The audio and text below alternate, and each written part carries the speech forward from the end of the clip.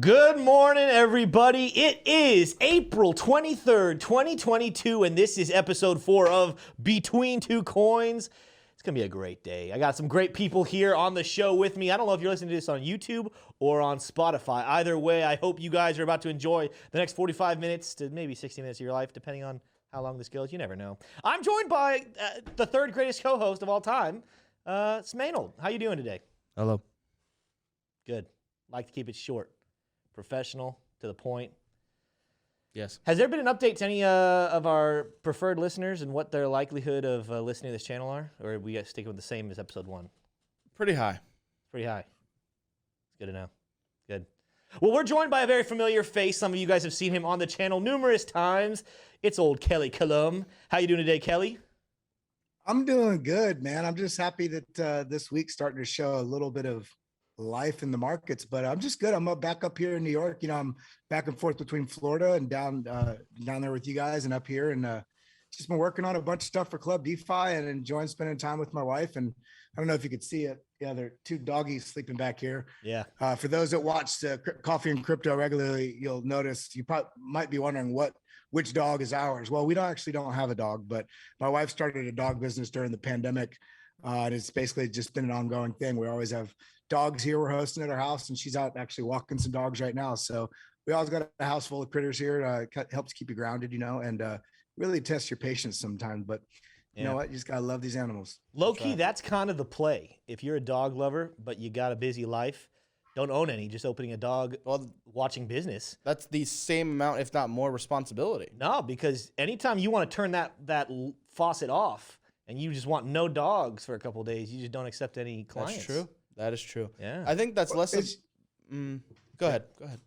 No, it's just one of those things, it's kind of like a reminder for any of us. I don't care what economic strata you're in, what job you used to have, a lot of times we tie what it is we do or what we won't do to what our idea of ourself is in our head, right? And so, sometimes, for instance, the pandemic was a great time, a great sort of lens on that, where there was a lot of people out of work, and some people couldn't find jobs, but sometimes they're only looking for the exact thing that they thought their identity was.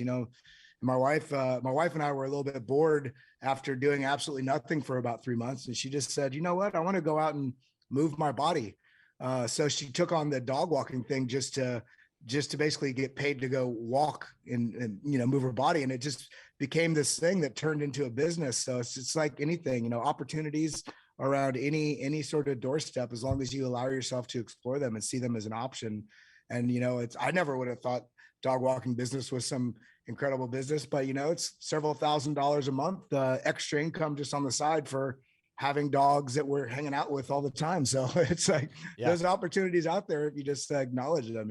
That's absolutely true. Well, here's a good thing. We have gotten to spend a lot of time with Kelly. A lot of you guys, like I said before, have seen him on the show on Coffee and Crypto a lot. Some of you probably have not heard his story. So I wanted to give today an opportunity to you guys to see the behind the scenes of who Kelly Kellam is, hear his story. And some of you never know. I think the probability of Smay and I hearing a brand new story from Kelly is probably pretty high. Every time he comes down here to Florida, we hear a whole new story. So I'm excited.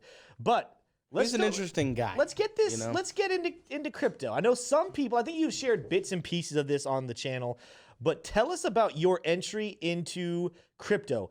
I'm going to predict, and I'm pretty sure I remember this correct. You entered in 2017, correct? It was 2016, but I would say more accurately, just terms of participation. Yeah. 2017 is when I actually started. 2016 was okay, what is this I'm doing? Okay, I'll buy this thing. And it just kind of, I wasn't actively, there was no crypto YouTube back then, but I wasn't actively looking into anything. It was like that first buy that is kind of like the gateway, right? And then after about, I don't know, 2 or 3 months, that was a lucky time to enter, because that was when the market was just starting its just steady rise up. And it didn't matter what move you made. You felt like you were just the best trader ever, because every purchase you made within a week or two, sometimes even the same day, would just be exponential up in value. So that for me really kind of got me hooked early on. In 2017, I was like, okay, well, there's something to this. And so I just started spending more and more, if not all my time, in crypto after that. Yeah. What was your first purchase? Was it Bitcoin or did you go a different route? I was I was altcoins initially. I didn't get into Bitcoin for about a year or so, year and a half. Yeah. And that was loosely based on a little bit of input from a friend of mine who's been in Bitcoin since I think 2011.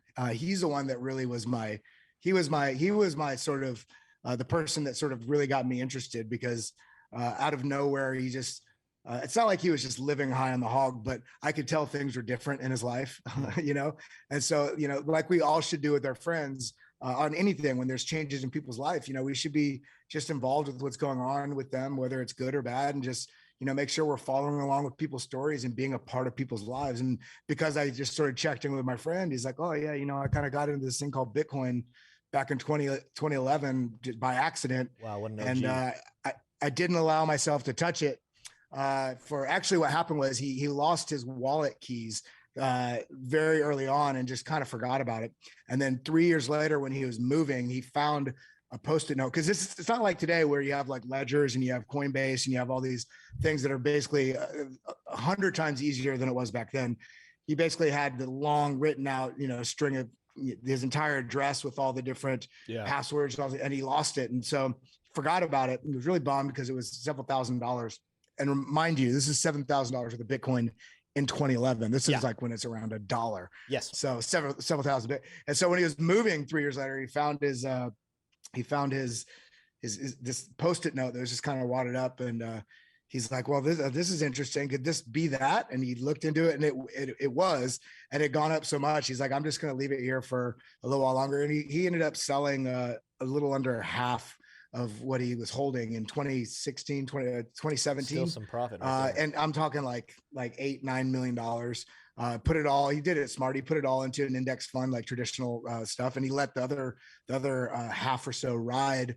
But I was just so enamored by that story, that possibility, that I was like, wow. So, I mean, I just jumped in, and I initially got into altcoins because I had the same idea that a lot of people do, which is like, well, Bitcoin's at this price and Litecoin's, you know, $6. So that's the one I'm going to get into because it's going to go to the same value as Bitcoin. So all of us go through that journey of numbskullery early on, you know?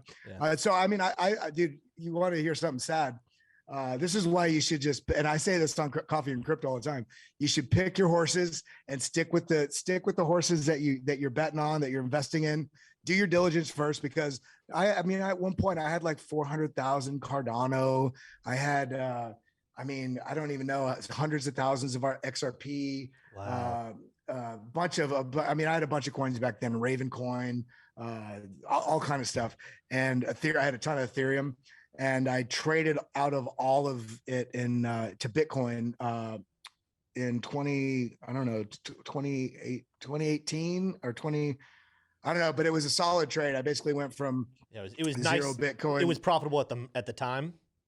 It was profitable at the time, and you know, I traded out of it into, you know, quite a few, you know, double digits Bitcoin. And this is a good lesson for anybody that's either new to crypto or is so excited about crypto that they're chomping at the bit and they just want to start trading. Well, first off, if you're going to trade, definitely peek into our Club DeFi, because we have a whole trading course on that. But you have to be very smart about what you're doing, why you're doing it, and what your plan is. Because I was doing this because I was so excited, and I started trading all this stuff, and I was trying to trade with the big boys, you know, watching people like CryptoFace trading $7 million trades, or other people that online that you can follow, or you see these huge accounts trading this huge amount of money. You don't realize that small snippet of time that you're watching them trade. You're not watching all the other stuff that's going on in the background, all the way they laddered in their entries. They already have their exit set. They're laddering out for when it's hitting certain price points.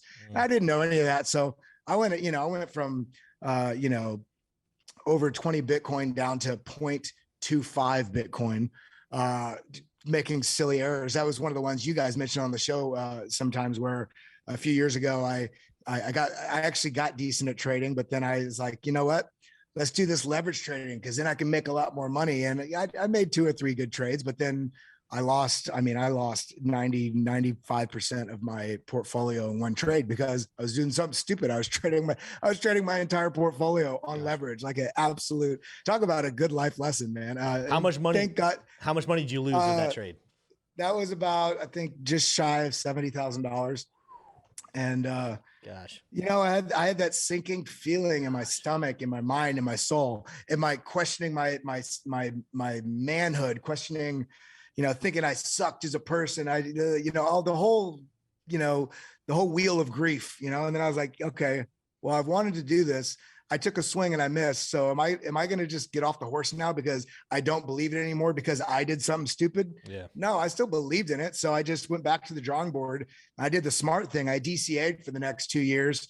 I probably took 4 trades in 2 years, and there were just trades that were very basic strategy stuff, like top of the market, weekly, MACD and RSI crossing bearish, that sort of stuff. So I'd be trading on the very, very ends or the tops or bottoms, near the tops or bottoms of cycles. And I was just DCAing in, and it basically got me back to a good sort of base portfolio that then, once I got that base portfolio at a solid number again, then I allocated about 5% of my portfolio that I could trade with, but it trades smart, with very tight stops, every time you enter a trade. Okay, are you entering when it's already pumping? Are you trying to jump on the bandwagon? No, you miss that trade. You have to tell yourself there's always gonna be another opportunity. You wait, just like if you ever see, like on the Discovery Channel, Smay, you'll know this. Those spiders that live in the desert, the trapdoor spiders that they basically, and they might sit there for a day, a week, a month, and they wait. They don't make themselves known until it's the perfect opportunity. The opportunity is ripe. All the scenario, all the signals, all the things that they need to make sure that this, it might be right next to the trapdoor. That's not the signal. It's got to be right on the track. It's got, what I mean? Everything has to be in place. And that's when you take the trade. And what I learned that when you're very, very precise and you're willing to say no more than you're willing to say yes, that's when you start actually building profitable trades that are safe, and you're also not risking your entire portfolio because you're greedy swinging for the fences. Yeah. Have you struggled? Did you have a period of time where you struggled with that concept of thinking that you could trade and sell every single peak and buy every single dip perfectly and then get, I've definitely had that before. I've had that where I thought it was a good top. I'm looking at everything and I'm like, okay, I'm going to sell. And sure enough, like it comes down a little bit, but then it rallies higher than your buy point. And there's that temptation. You're like, oh crap, I messed up. It's too early. So you buy back in too high. And sure enough, and then it drops. You just bought another top. Yeah. Yeah. Did you struggle with that hard, or is that something you're able to conquer quickly? Well, if you want me to be honest about it, I think that nobody ever conquers that. It's always in you. You always have that. There's always, and it's the ability to deal with that fear. And the way you deal with that fear, I've learned, is to have the plan and to do a lot of research, do a lot of back historical analysis, watch other traders, see where they're messing up, see where they're doing well. One of the things I will say, I mentioned Crypto Face earlier. One of the things that I have learned from him is given he has a huge bankroll, but when he trades, he'll be in a trade and he'll be upside down for like 3 days. And he doesn't get fudded out of his trade because he had an action plan in his mind where he's sure it's going to go. And he has a stop loss of wherever he's going to exit it if it gets to that point. But he'll let that thing ride, and he's not going to change his decision because it's taking longer than he expected, which most people do. Then, like you just said, they'll get out of the trade, and then it goes up, and they try to get back into it, and then it goes the opposite direction. So they're losing on both sides. And you have to enter your trade.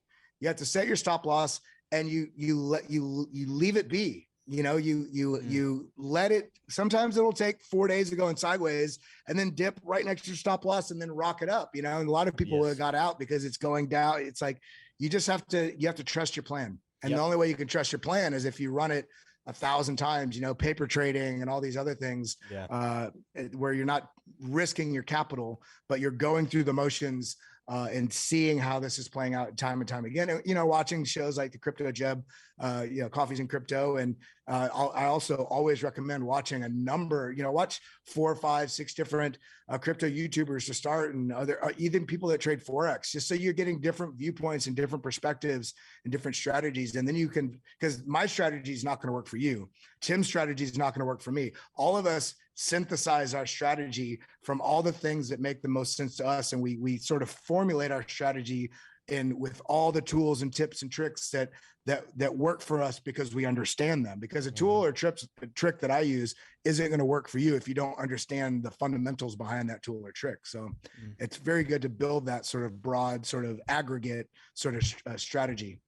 So my question here, so we kind of got a little bit of an insight on your intro into trading and kind of what got you there. I'm curious. I want to know, what was that moment, kind of the inflection point where you went from just being interested in crypto because your friend made a lot of money into it to then, like, what was it that made you be like, oh, wait a second, I actually really believe in the future of this, and this is going to be the future of finance? What was that kind of moment? What clicked for you, and when was that? That was in 2017. That was probably, I would say, February or March of 2017. I just, I was already interested in it, and I wanted to. I basically, I've been a musician most of my life, and along with being a musician, I've been fairly successful at that. But I'm the first to admit I'm not some super talented musician. I can carry a tune, I can play guitar. I also toured as a DJ for years. But what my skill was doing that competently, while also being able to run it as a business. So for me, I was making good money. I had this audio company, and I wanted to invest because I didn't want to just, if I had the money in my pocket, basically give me a butane lighter and let me light the cash on fire, because I'm not good at holding cash in my pocket. I will find ways to spend it. So I was like, I want to invest this money. And I was like, well, I'm already aware of Bitcoin and crypto, and this looks like it's a very growing sort of emerging market. And I'm very, very big on technology. I mean, my first business that I started and ran was in 1995. I had a website design company. Really, I was just trying to emulate my dad, because my dad was really into technology, and so it was a way to spend time with him. So I started a website design company called Professional Web Creations, and this is before we had like the visual, interfaces like Wix and WordSpace, whatever it's called, Squarespace. What's it called? Squarespace. All these basic visual. This is like full on coding. So I taught myself HTML, and so long story short, I'm really big into technology. I've been in the web, actively involved with the web, internet and web stuff since early mid 90s. And so the fact that crypto was, basically decentralized web based, primarily Bitcoin, not all the altcoins are, but it really was interesting to me. And so I wanted to invest. And so I committed myself. I was like, you know what? I'm going to, this is the avenue I'm going to take. And I'm not joking, I probably put 50 to 60% of my income every 2 weeks directly into DCAing, directly into buying. So that was how I initially got, a good portion of that first portfolio that I essentially, might as well have been cash. It was like lighting a butane lighter right against that crypto, and I leverage traded it away. But that's what it was. It was because it's just a technology based thing, a new version of money, new sort of take on money. And so that's how it all sort of catalyzed. Dude.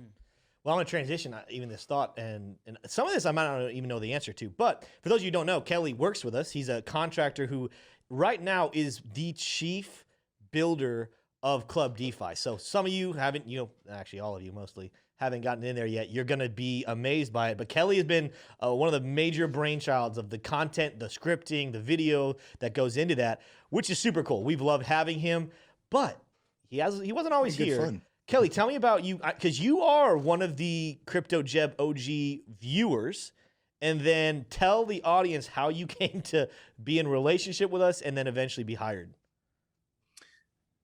All right. So this is going to be a little bit of a story that kind of takes a bit of a curve. So I said this might be confusing as well, because I'm 38, just turned 38 in March. And the number of things I've been blessed with having the opportunity of doing, and throughout my adult life is bizarre, just because the number of things I've done. One of the things I've done alongside music was like basically like social dynamics, social networking. I even had a business where I basically was teaching how to meet and build rapport with anybody anywhere. And a lot of this stuff I also learned from, touring as a musician, and being able to just meet people and connect with them in a real way, not manipulative, but actually get to know people by tuning into who they are. And one of the things I've learned over my adult life, my entire life, really, not just my adult life, is in order to do something well, you need to build a community around you. You need to be held accountable to the people in your community, and people in your community are going to want you to hold them accountable, and vice versa. Sometimes it's not even something that's consciously thought; it's a subconscious sort of framework that happens. If you look at anybody that's done anything successfully, I think Will Smith said it best. I think it was like on True Hollywood Story or something like that years ago, and it just clicked with me so well. He said, I realized in order to do something well, because coming from where he came from, he's like all I had to do was look at people in different fields, whether they're in movies, whether they're in music, whether they're in business, and he could see you take that end product out of it, whether they're an actor, a businessman, a professional athlete, didn't matter.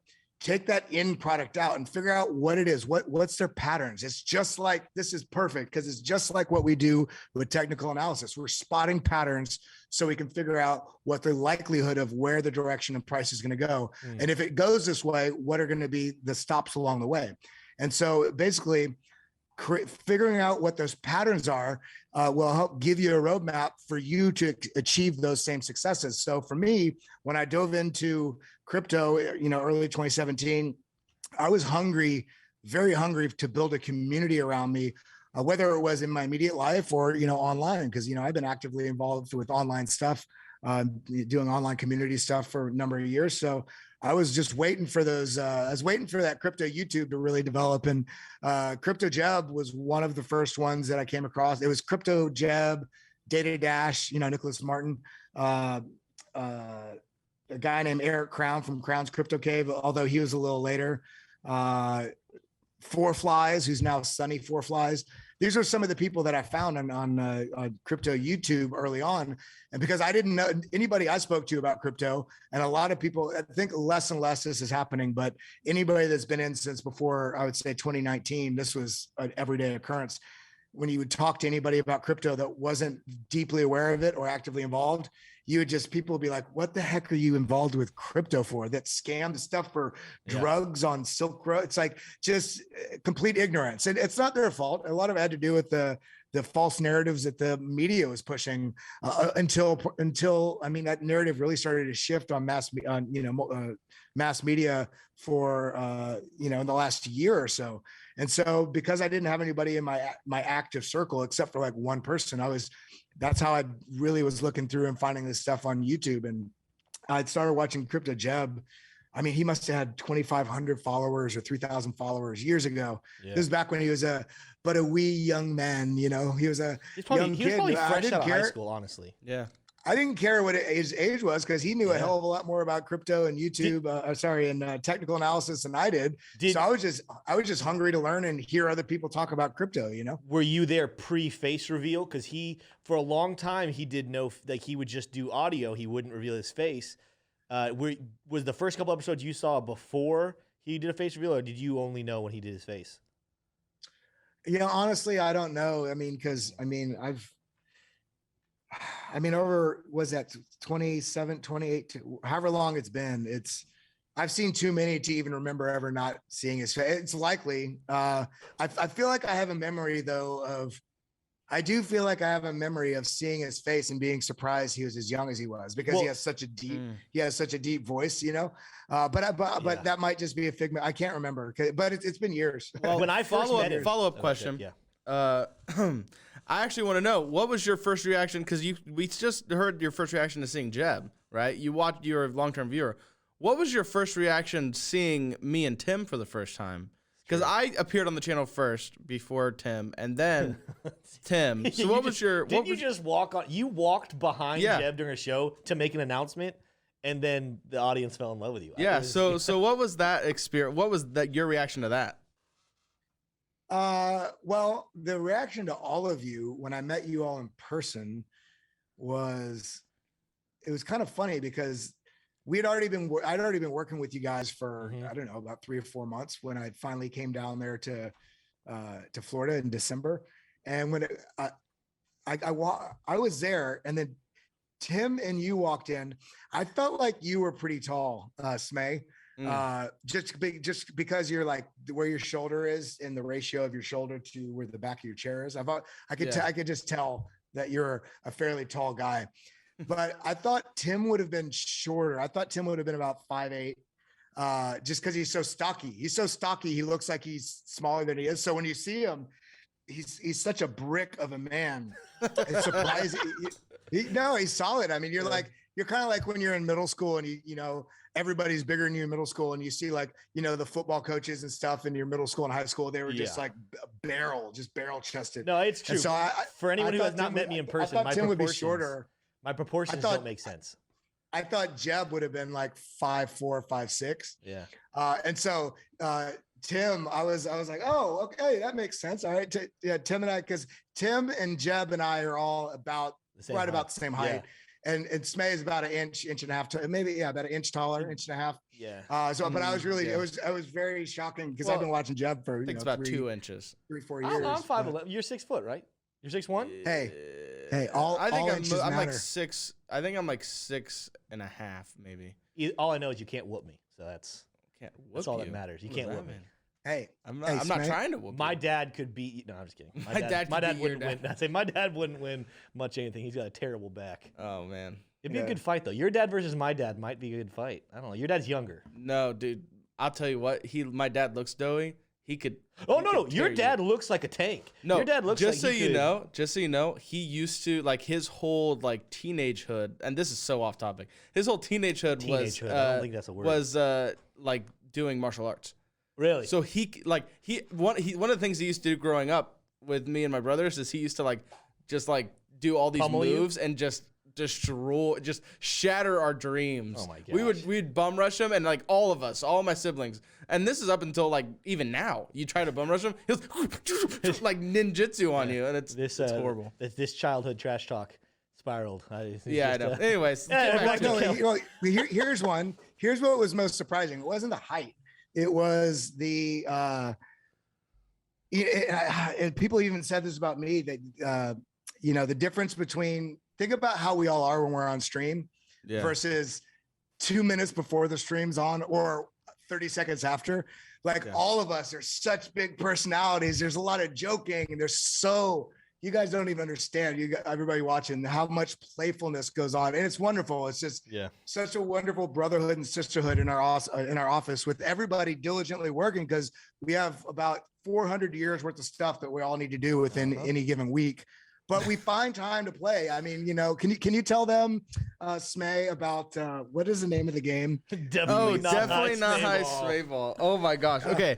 So this was me and Zach. Zach's our editor. We had we were back in our old office. We were bored one day, and we had chairs, and Zach had this tiny little like keychain soccer ball that's like you guys don't maybe understand. About that big. It was like the size of a marble. Pencil it's a marble. It's like the size of a marble. And it was a soccer ball, so we just started dropping on the ground and like kicking it around as like a joke. And then I was like, yo, what if we put these chairs, like we actually just go for it, you know? So then we like we invented this game where it's like one-on-one, like you're like trying to it's like mini soccer basically. You're just trying to one-on-one get this soccer into the other person's goal. And it's in the most intense game you could ever imagine. I mean, you're just like you're like football, punching each other, you're like shoving each other, you're like shuffling your feet a ton. It's low-key soccer meets hockey. There's body the most exhausting sport of all sports I've ever played in my life. Well, you go to kick it, and it's so small that if you don't have your foot at just right angle, he brought the ball. Zach brought the ball. That's oh my gosh. Your soul catches it. The carpet. You almost twist your ankle. It's it's pretty funny. Dude, it's Oh, like it's I said, great. it is soccer me talking because there is full on body checks. Oh, it's great. The worst is Taylor, my wife. I have well over 100 pounds on my wife, but she gets super competitive against me. Like everybody else, she's sweet, but her and I were playing one-on-one. She shoved you, dude. She freaking, like, she hit me so hard into a chair. I almost, like, crashed the chair into a table. I was like, what in the world? She does not back off. But, yeah, no, we believe very hard in this office. You work hard and you play hard. So, all right. Yeah. it's been a lot more work than Speaking of play playing recently. hard, we just played hard. Let's did get play back hard. to crypto, guys. Let's Yeah, get back yeah, to well, crypto. so we got to get back to the story. So this is because he's been watching Jeb for a while. I was in the room for this. I was a part of this whole thing, but I want to hear your side of it because I know my side. How did you actually come to get a connection to us, to reach out to us, to actually be able to work with us? Well, you want to know the truth? Yeah, I want to know the truth. So this is how it played out. I decided I had the audio. I was actively, very, very, very actively involved with crypto, progressively more and more from 2017 on. 2018 on, I was probably spending more than 40 hours a week looking into crypto. Buying, doing some trading. Yeah. But during the pandemic, I also had, because this audio business I had was like a dream job because I only had to spend like 10 or 11 hours a week working it. And I had employees that I would delegate out the tasks and stuff to. So I didn't have to work very much. And my DJing stuff is nights and, weekends and stuff. So that wasn't taking up my time. But when the pandemic hit, everything shut down. My contract for the audio, for the buildings that I ran all the audio and curated the spaces and, my sound engineers and all that basically was dead.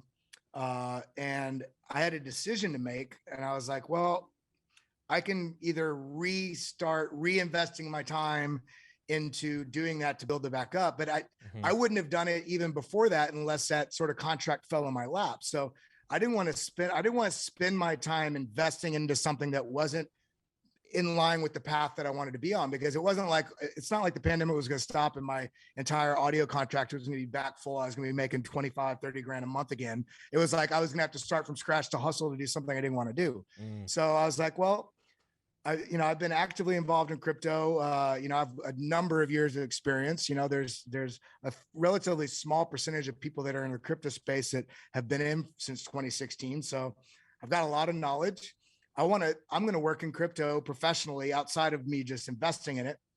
And so I'm going to reach out to, I'm going to sign up for, because there's a couple webinars being put on by crypto YouTubers that I was watching.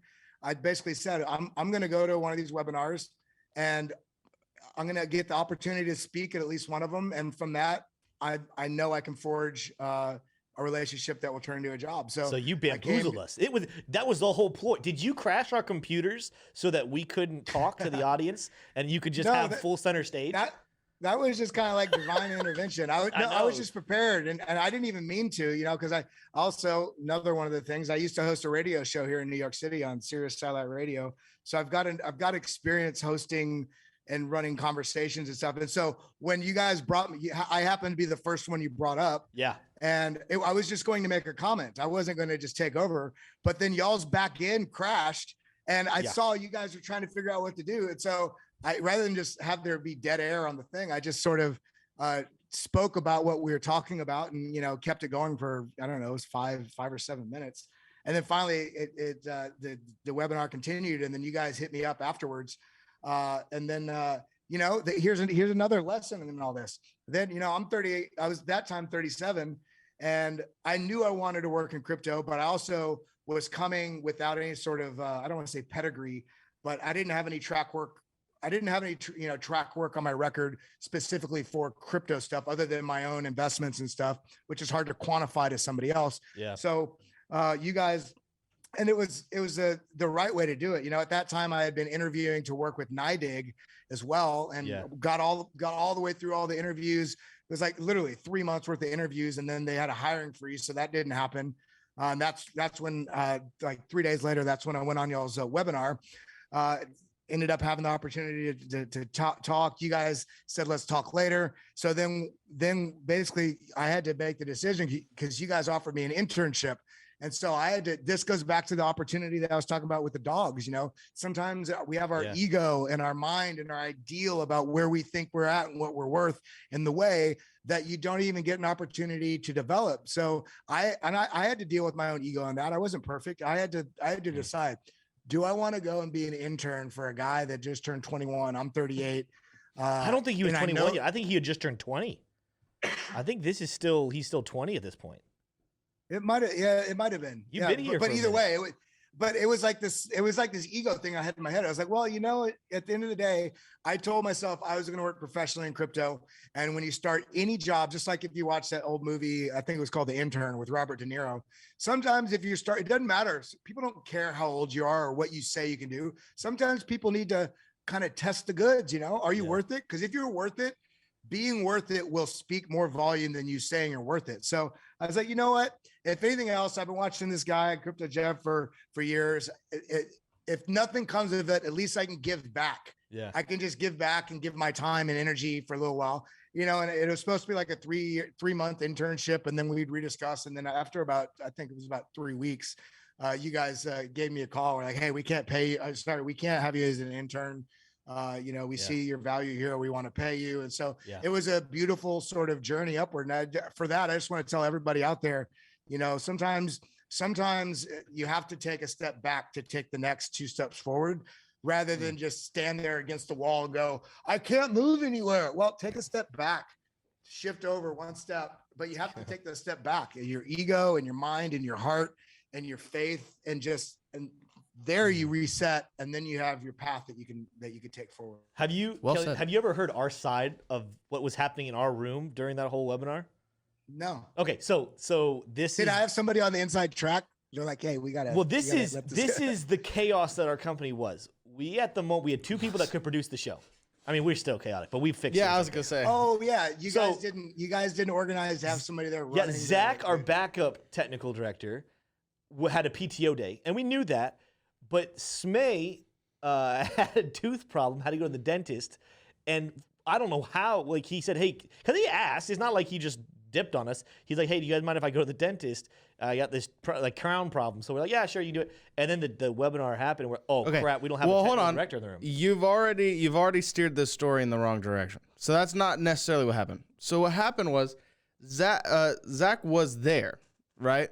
What happened was there was a miscommunication, because we had planned that I was not going to be there. Off. Yeah, exactly. It was that I was not going to be there. Okay. So then the thing was, what happened is I was like, well, you just need to do this, this, and this to set it up, right? But the thing is, I guess that didn't get properly communicated. So Zach had left. So Zach had left. I knew one of you left. Yeah. Anyway, back to the story. Poor planning. Greg Gressick. Love him to death. Love you, Greg, if you're watching. Does not know computers. We put him in the seat, and everything was fine. We set it up, and we're running fine. But we couldn't. So here's what everything was running fine. Everything was running fine, except for you weren't there. I just know you were the not mistake. In the room. All I'm saying is I know the mistake. You were lulled into a false illusion that everything was fine. No, everything was not. Just fine. Let me tell the story here. But go. Everything was fine. They could hear us. The webinar's flowing. What we could not do was we couldn't hear them.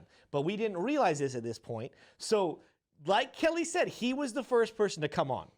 We began realizing as he's speaking, Jeb and I, because the way this was set up is Jeb and I sat across from each other, and then the technical director was over here. Jeb and I realized we could not hear anything he was saying. Greg could hear him because his headphones were plugged straight into the soundboard, but Jeb's and mine weren't. So what happened was Jeb gets up and says, oh, I can fix this real quick, unplugs the main speaker from the board and goes to plug ours in, and that did not work at all. So now all of a sudden, none of us in the room could see it. It actually closed our screens. We couldn't see anything happening. We could still see chat, but we couldn't see anything else. And Kelly's just going, and the chat's saying, who is this dude? This guy's awesome. We love having him here. And I think Kelly put it together. You guys could still hear us for some reason. You were like, hey, I'll just take over. I got this. So he spoke for like 8-9 minutes, and people ate it up. We reached out afterwards, went back and watched what he said. It was phenomenal. Greg reached out to him, and that was that. No, everything was fine until we realized we couldn't hear So, guys, just so you know, this is why I don't leave anymore, because when I leave, things like this happen. So, yeah. But, man, this is what's so interesting to me, just to kind of take us on a little bit of like a little bit of side note pivot to that.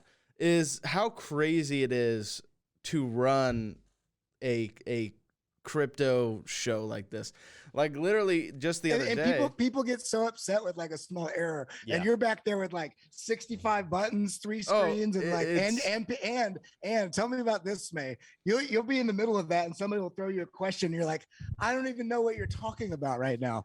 It's no, okay. So the thing is, what's interesting is if you guys watch, and you, Kelly, you were watching long ago, so this is, you got to see the evolution of like.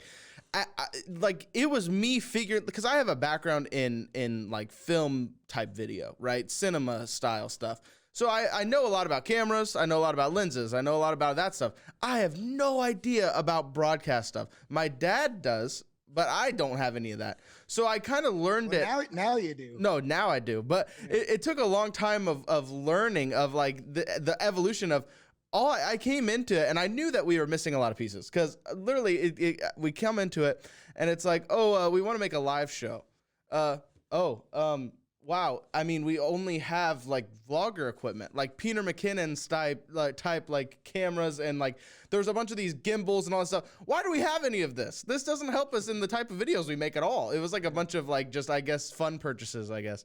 So I come and I'm like, okay, so I start strapping together, and guys, the early days of Coffee Crypto is just technical error, just error, and we still have them all the time. But it was just like there were days that the camera would shut off, and then like I would just my whole philosophy was just to never let that problem happen again. Anyways, we get to this point of like just the amount of stuff. It's like sometimes I feel like we're in a boat, and it's just like there's the little like water spewing in. You got to stick your finger in that one. You got to stick your finger in that one. Then you got your toe in this one, and you're like holding it all together. And it's wild. And you never have an issue with the piece of equipment or gear unless you're about to do it into a stream. Like even right now, like I've been using my camera on I was on another video chat with somebody earlier, and doing stuff. I had no issue at all. But right before we go on to shoot this for this stream, I have 2 different iPhone 12X Pro X Max, whatever, that I use through an app, and neither one of them would connect.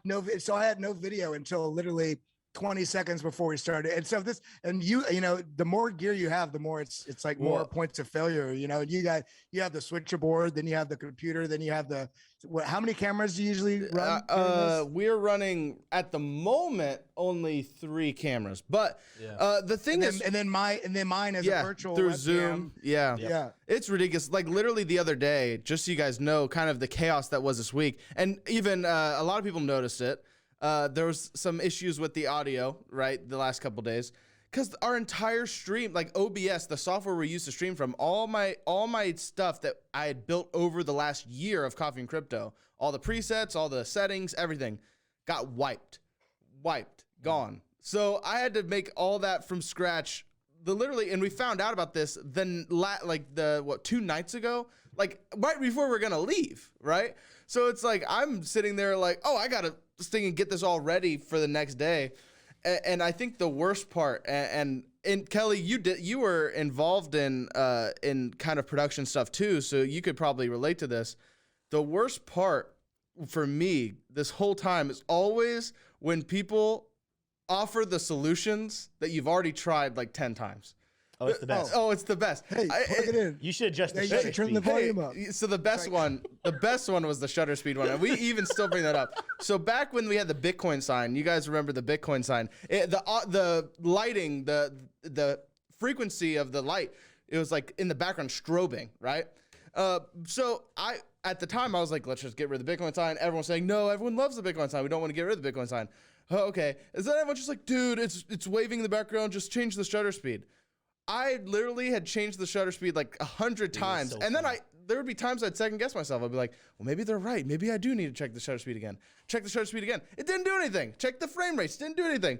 And then I found out it's because our cameras, these shoot fractional frame rates, right? So it's never actually 60 FPS. It's 59.29 frames per second, right?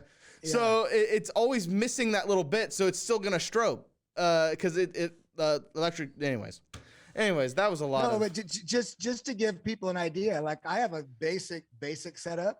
I'm going to share my screen here real quick. This is a super basic setup, but I took this right before we went live, This, I mean, and I'm only doing this just from my home desk, and this is kind of what it looks like when, you know, this is just my whole, so when you see people on screen, it's like, we're staring into blinding lights, trying to figure out what's on our screen because we're just feel like we're looking into the sun sometimes, you know what I mean? Yeah. And, you know, there in the studio, you know, we should do a behind the scenes, behind the camera sort of thing, you know, kind of like a Cribs, but studios for crypto, because there's so much going on, you know, and moving parts, and then you're having issue with your HDMI out to connect to there's this is a lot, but you know, it's I'm thankful that you know, a lot of not everybody, but a lot of the crypto YouTubers it's been really nice to see everybody step up their game over the last 3 years, because in early 2017, 2018, it was people just basic sort of setup, you know, with just OBS with like, sometimes it wasn't even their face. It was just the screen, you know. Now people like our channel know you have like, you've done a great job with the moving graphics to, you know, the screen wipes, and you know, it's there's a lot going on. So it's a whole nother side of the business that it's not, you know, it takes a lot of people to do all this, and it takes a lot of money to do all this. And, you know, none of us are in this for the money, but in order to compete and to meet that standard of professionalism, you know, we've got to do things to keep that running, you know. So I have a huge amount of respect for shows like Crypto Jeb Show that over the years have never taken a dollar from any coin sponsorship, you know, as much as, and it's so frustrating. I see people in chat all the time, you know, while we're doing a live stream, we'll be talking about a coin that somebody else asked about, and they're like, oh, you guys are paid by this coin. It's like, you know how hard it is to say, listen, had we taken that money from all these different, like the $100,000 offers or the study, so much, things would have been so much easier. And all of us are back, you know, here making, you know, very, very comparable pay. We're not like we're not here being crypto millionaires taking money from our audience. You know, it's like, if we accepted money from coins, we could have a better background for Smay. Yeah. Well, to be honest, anyways, you're gonna get me on that rabbit trail again, and you knew it was gonna bother me. I'm gonna transition as we goes. You know, we're gonna talk a little bit of more topical stuff. And again, you guys are watching this on Saturday or post Saturday. We're recording this here on Thursday, the 21st. But I'm gonna set some stuff up. There was breaking news today, and I want to discuss it a little bit. I'm sure on Friday we talked about this more on Coffee and Crypto, but Monday, we woke up and the price of Bitcoin was down farther than it's been for a while, down on 38.6. Since Monday, we rallied as high as 43,000, but obviously in the last couple of hours, we got some red candles here. Coincidentally, around the same time those red candles started, Powell came out, the head of the chair of the Fed, or the head of the Fed. He came out and discussed and kind of backed up the rumor. It's looking like that 50 basis points are coming sooner rather than later. So this is confirmation of Thursday's show. We discussed it a little bit there on Coffee and Crypto. This could be potential pressure here. I want to get your opinion on this because, again, this is nothing necessarily concrete. They haven't officially done it. But, Kelly, your thoughts, because I know you're looking at the charts and none of our fans are watching them right now, but when you're looking at the charts, do you think that it was the Powell news? Do you think that Bitcoin was a little overextended? What are your thoughts about the red candles we've seen in the last couple of hours here on Bitcoin? Well, I think that we can explain things away however we need to make us feel justified about how and why there's a red candle. You know, if we don't know the news at all, can I share my screen real quick? Yeah. Only our YouTube fans will be able to see this, though. So yeah, only the YouTube fans. Try to be descriptive. I'm gonna talk through it. So essentially, what you can explain it away with all the news stuff, but you know, if you're looking just at the TA, separate from what Jerome Powell was saying, you would, you know, if looking at the chart, you would see that right around the 42,500 level was basically a zone of resistance that we did kind of push through, but then we rejected off that level, and where we rejected down to basically bounced. You know, it's basically right now sitting right at the 20 MA on the 4-hour chart. So there's nothing that's really happened other than we got a little overextended and we came back and we're sort of reset. Now we also have plenty of support below us of not only a horizontal resistance right at the 41,000 down to 40,000 level. But then we also have the diagonal there as well. And we also have a Fibonacci golden support below that at 39,000. So we have we're just basically finding our footing in this range as we're playing out that larger sort of symmetrical triangle that we're in. So yes, the news could have pushed it down a little bit, but I honestly think that most of the price action was sort of priced in, because I think a lot of people were expecting that he was going to say that we're going to get a 50 basis point hike right now. So barring that, everybody knows that there's going to be some sort of interest rate kerfuffle between now and May, because the next FOMC meeting and determination is in I think the middle of May or so all we can do right now is look at the charts, and if you're trading, I would very much urge caution, and don't buy something because it's going up. Buy something because it hit a buy target that you have, whether it's on that lower sort of support on that symmetrical triangle.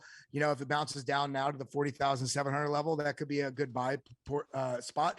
But that only is a good buy spot if you have your stop losses in place. You don't just free wheel it and hope it goes the right way. And the next spot, we're looking at is up at the 46,000. Well, first off, the fib golden resistance at the 44.4 level, and then if we're going to break out of this sort of symmetrical triangle at the 46,000. So anyway we cut it, we're still trading within this range that we've been in for the last month and a half. So right now nothing's changed. Well, let me ask you a question. Everybody gets so excited with a $600 to $2,000 movement. Yeah. They're so bullish. And then once it just corrects back to the same level, then they're so bearish, and there's nothing that's changed. It's not bullish or bearish right now. It's just in a consolidation. Let me ask you a question dealing solely with sentimental feelings on Bitcoin the rest of this year, because it does look like, at least to this point, what we're setting up, that there's so many fundamentals that are bullish coming into the space, pushing the price up. This Fed announcement month to month from Jerome Powell is probably the most powerful bearish pressure on the way down.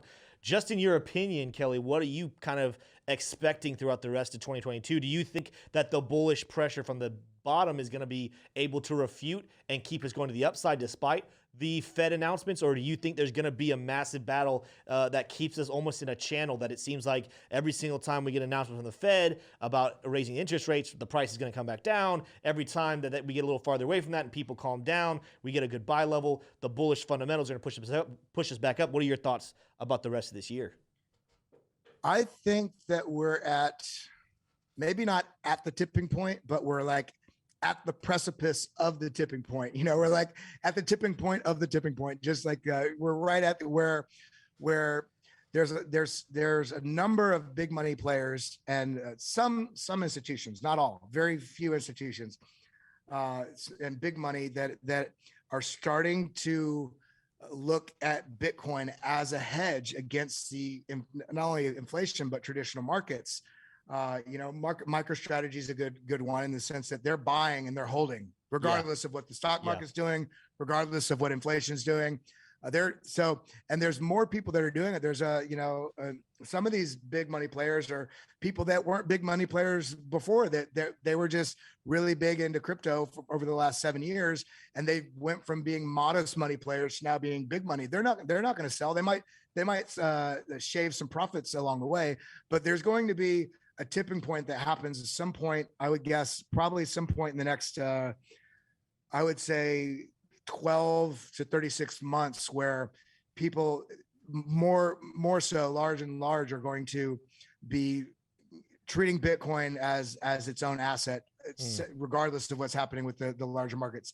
Now, I do think, the ETF thing, there's a lot of pressure with Grayscale, and the SEC and calling them out, and their argument has a lot of weight. The fact that the U.S. is number one.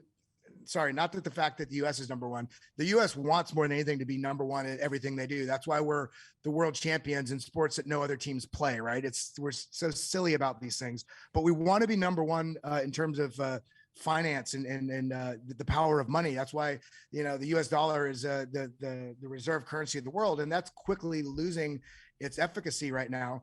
But I think what's going to have to happen for us to remain anywhere, for the U.S. to remain anywhere in standing in that, is to take a more serious approach on encouraging and developing and working alongside crypto so that we can have our footing in that. And so I do think that the ETF is likely to come. I hope it's this year. I'm not going to put my finger on saying because it's anybody's guess, but that would be the thing that would tip the scales against this all these Fed interest rates hikes and all this sort of stuff. But I think we're setting up for all the on-chain metrics and all the fundamentals of Bitcoin are screaming for another huge parabolic run, or at least a sustained bullish in control run. We may not ever get that 1,000% gain again because we have all this big money in, but I do think we're in for another very strong bull trend. Yeah. That will definitely do a new all-time high. Maybe we hit 100. Maybe we get that sustained push up to 200. That's anybody's guess. All we can do is play the charts where they're at right now. And what I'm seeing, the last thing I'll say is, I'll show this. I'm not going to show it because people can't see it on the audio, but you can go to my Twitter at Kelly Kellam, KELOYKELLAM. And I did a chart with the macro trend price bands, and a number of people have looked at this in different ways, but we're not doing the exact same things as 2013, but there's a lot of similarities, and we're basically finding support on the realized price 1.618 band, which is basically same thing that we found support off of in 2013. We had two peaks. It pulled back, it bounced up the realized price 1.618 band, and then skyrocketed into its final sort of bull market top. And we're doing basically the same thing right now. We're being held right under the 55-week moving average. And so it's just very indecisive. We're just waiting for the whales to be satisfied that they've got their bags filled. You say it best, Tim, where you say the institutions, they're not like us. If they miss the boat, they pull the boat back. And I think that they're so aware of how much is to be left to be gained in this market that they're not worried about having the market pull back, even if it crashes from here, because the end of the day, the end of this narrative is going to be Bitcoin is going to be up. So as low as they can get it to go, the more institutional investment that they're going to get into the market. So I would say anybody, even if it does crash from whatever point you're in, just the best thing you can do for your portfolio is to buy and hold. Don't drive yourself crazy looking at the charts all day, every day, unless you're an experienced scalp trader and you're looking. Otherwise, there's no reason to look at the charts every 9 minutes and give yourself a heart attack. Absolutely. Just buy and hold, play the long game. Continue to be patient. Well, Kelly, I want to say thank you to you. Appreciate your time here.